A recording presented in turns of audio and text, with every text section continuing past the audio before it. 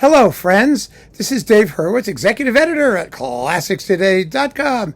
You know, a lot of you have asked me why we haven't done many videos devoted to Carl Maria von Weber. And the reason we haven't done much Weber is because there hasn't been much Weber getting released over the past, 4 or 5 years since I started this channel. There's more of it on ClassicsToday.com. And I did do a video on Weber's four-hand piano music, which is fabulous, and Hindemith's symphonic variations thereupon, which I think is really interesting. And if you want to go take a look at it, feel free. Just look up Hindemith and Weber in the search thing on my homepage, and there it will be. Anyway, but I wanted to talk about Weber because he's an awfully interesting composer, and this thing is sitting around on Brilliant Classics. 4 discs of his complete orchestral works, or almost, not totally complete, but mostly complete orchestral works, and they're really, really good. It's an interesting compilation that they've licensed and gotten from various sources, inexpensive, and definitely worth having. See, the problem with Weber is that he's a one-shot wonder. I mean, clarinetists love his clarinet concertos, and some people like his other stuff. I get all that. But essentially, his overtures are wonderful. He was an amazing orchestrator, but he's known for being the father of German Romantic opera. And that German Romantic opera is Der Freischütz. And there isn't anything else he did that matters. Yes, he did Oberon. It doesn't suck, and the music is beautiful, but the way it was put together was a mess. Orianthe, oh my gosh, with a libretto by Wilhelmina von Chesi. I mean, she was like the worst librettist that ever lived.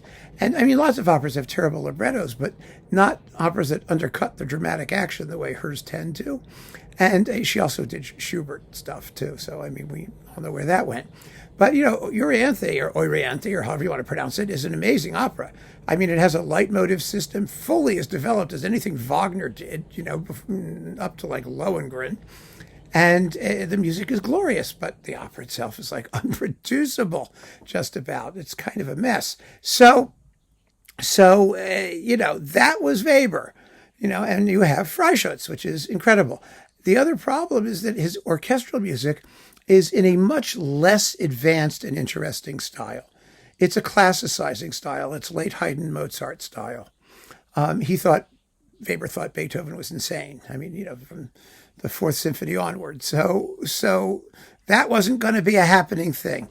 And so his orchestral music just hasn't achieved the popularity of Freischütz. And Freischütz is an opera that opera people like, and the rest of us have to learn to like. So that's why this is handy. Because it really is good music. There is one screaming masterpiece in here, and we'll get to it in a minute. First of all, we have the 2 symphonies featuring Mariner in the Academy of St. Martin in the Fields. It's very attractive. Both of them are in C major. They're short, peppy, post-Mozart Haydn pieces. If Weber's name were not attached to them, people would not care about them. It's not that they're not good. They are, but they're not like, earth-shattering. Then we've got the piano concertos. Well, the piano concertos are good works. I mean, he was a brilliant pianist. His piano sonatas are fabulous works. It's just enormous fun to listen to.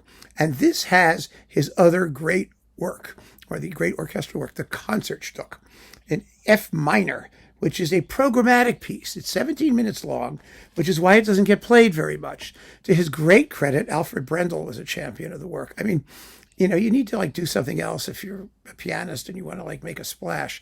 But it's a brilliant piece of writing, and it has a program.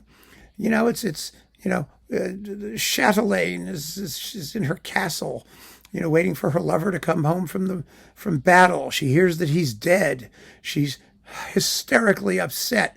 She laments terribly. Then all of a sudden in the distance, she hears trumpets and he's alive, and he comes marching home, and she goes with a glissando up the keyboard. She jumps up, and they, celebrate hysterically for the rest of the piece. That's the program. Silly program, perhaps, but it works wonderfully the way Weber envisages it. And it's just a great work. And this is a wonderful performance. This is Peter Rösel, piano, with the Staatskapelle Dresden and Herbert Blomstedt. What's not to love, right? Then we've got the 2 clarinet concertos. The clarinet concertos are lovely works, beloved of clarinetists, deservedly so. They're major works for the clarinet. It's just that nobody cares about clarinet concertos, but they are very attractive. And here we have Emma Johnson with the English Chamber Orchestra under Jan-Pascal Tortelier and Gerard Schwartz. That's disc number 3. Pardon me, I got allergies here. There we go. Finster's like ignoring me. Hey, Finster. There we go. Okay. Yes? See, I couldn't interest her in Weber either. This is the problem.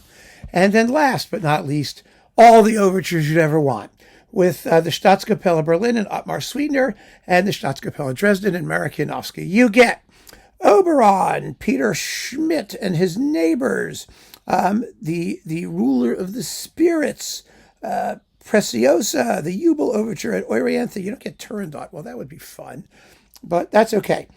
These are all wonderful pieces. It's 50 minutes of overtures.